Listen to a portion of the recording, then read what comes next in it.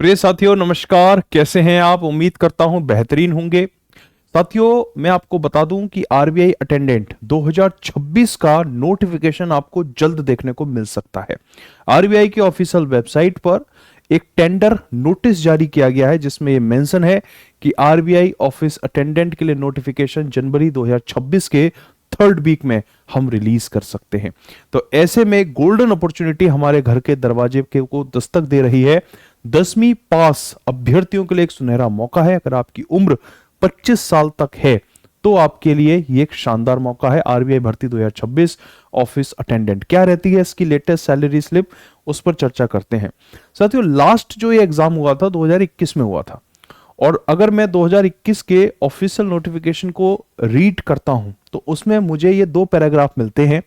पहला पैराग्राफ है पे स्केल, जिसमें ये मेंशन है कि selected candidate will draw a starting basic पे ऑफ रुपी 10,940, 10,940 रुपए का बेसिक पे रहेगा।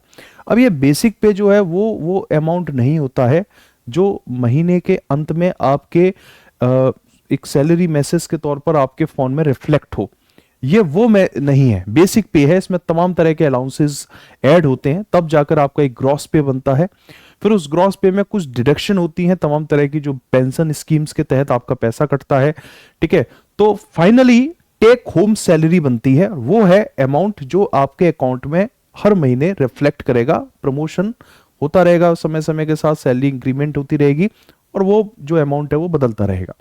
लेकिन यहां बात की गई है कि जो शुरुआती बेसिक पे है वो 10,940 रुपए पर मंथ के हिसाब से है, और पहले 4 इंक्रीमेंट होंगे 380 रुपए के तो 12,460 का बेसिक पे होगा। फिर 3 इंक्रीमेंट होंगे 440 के तो 13,780 का। फिर 3 इंक्रीमेंट होंगे 520 का तो 15,340, 2 इंक्रीमेंट 690 का।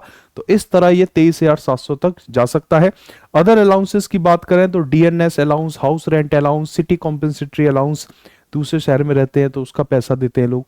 ठीक है, कमरा अगर आप या फिर कोई हाउस आप रेंट पे लेते हैं तो उसका पैसा देते हैं। महंगाई भत्ता देते हैं, ग्रेड अलाउंस देते हैं, है ना। Admissible from time to time, समय के साथ ये बढ़ता रहता है, बदलता रहता है। At present initial monthly gross emolument for office attendant is approximate 26,508। तो ये कह रहे हैं कि भाई इस समय जो है वो लगभग 26,508 के आसपास आपका ग्रॉस एम्यूलमेंट बन जाता है। ठीक है, 26,508। Office attendant who will not be staying in the accommodation provided by the bank will be eligible for house rent allowance।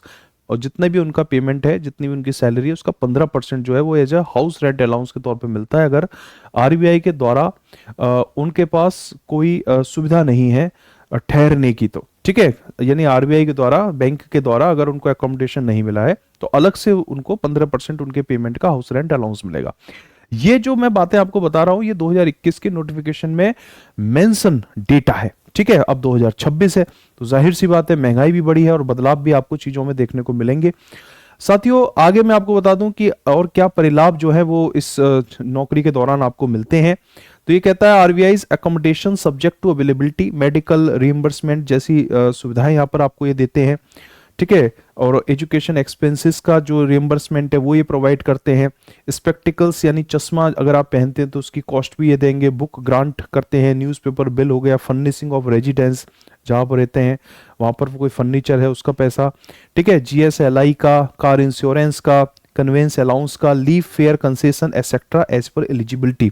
तो आप देखेंगे कि आपको यहाँ पर जो सुविधाएं दी जा रही हैं वो ग्रेड 1 की सुविधाएं हैं। न्यूज़पेपर से लेकर आपके ऑफिस आने तक जो कुछ भी खर्चा है ये सब कुछ आरबीआई वहन करेगा, और ये आपकी ये अलाउंसेस हैं, यानी कि जो आपकी बेसिक पे है ये उसके अलग ये सारी चीजें आपको मिलेंगी, और इन सबको ऐड करके आपका बनता है ग्रॉस पे। तो यहां पर मैं आपको दिखा देता हूं बिल्कुल लेटेस्ट जो पे स्लिप है उसका डेटा दिखा देता हूं। हालांकि ये जिस व्यक्ति का ये पे स्लिप है ना वो एक्सपीरियंस्ड है, कुछ अनुभव है उनके पास। तो बेसिक पे इनका लगा हुआ है 17,270 रुपए का, एडिशनल पे है 400 रुपए। इसमें ग्रेड अलाउंस जोड़ा गया है 2,150 का, स्पेशल अलाउंस है 2,073 का, ट्रांसपोर्ट अलाउंस 700 रुपए का, और महंगाई भत्ता आप देखें 6,864, स्पेशल ग्रेड अलाउंस तक दिया गया है 737। तो टोटल जो ग्रॉस सैलरी बनती है वो 34,540 रुपए बनती है। फिर इसमें तमाम तरह के डिडक्शंस होते हैं जो लगभग 3,400 रुपए तक होते हैं। एनपीएस जो पेंशन है उसमें 29-46 रुपए कट जाते हैं इनके, मेडिकल में 160 रुपए, एमएएफ, यूएम, स्पोर्ट्स क्लब सब कुछ करके 3400 रुपए का इसमें डिडक्शन है।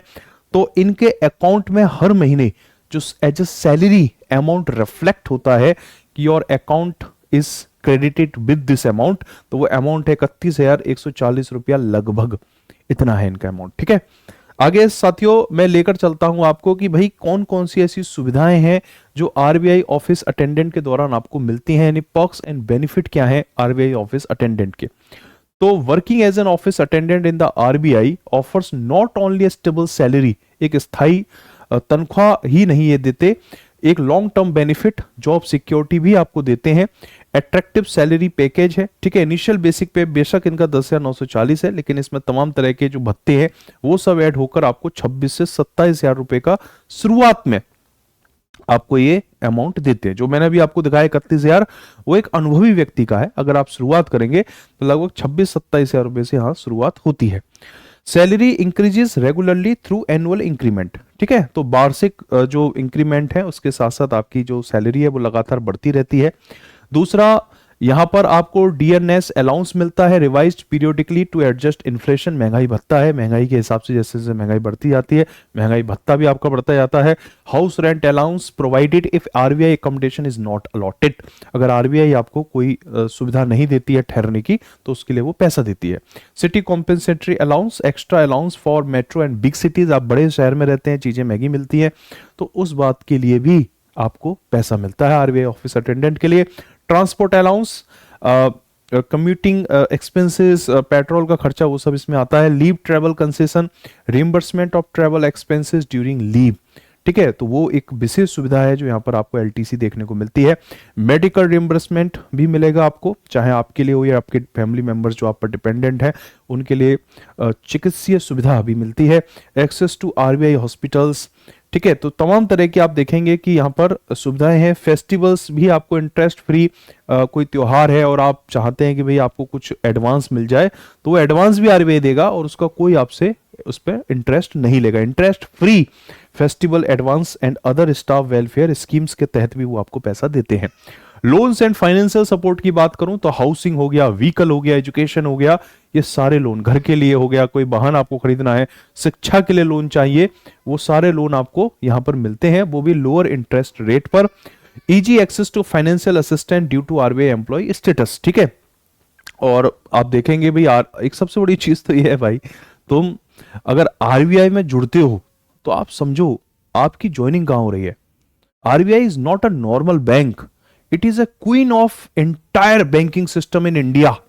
भारत के जितने भी बैंक हैं, चाहे ग्रामीण बैंक हो, चाहे स्टेट बैंक ऑफ इंडिया हो, या तमाम तरह के आप देखते हैं जो नेशनलाइज्ड बैंक है, ठीक है, या फिर जो आईबीपीएस जो 11 बैंक का एग्जाम कराता है, उन सारे बैंक्स की यहां बात कर लेता हूं, तो इन सबसे ऊपर है आरबीआई, रेगुलेटरी अथॉरिटी है वो नोट छाप रही है भाई, देश की इकोनॉमी आरबीआई डायरेक्ट उससे कनेक्ट है।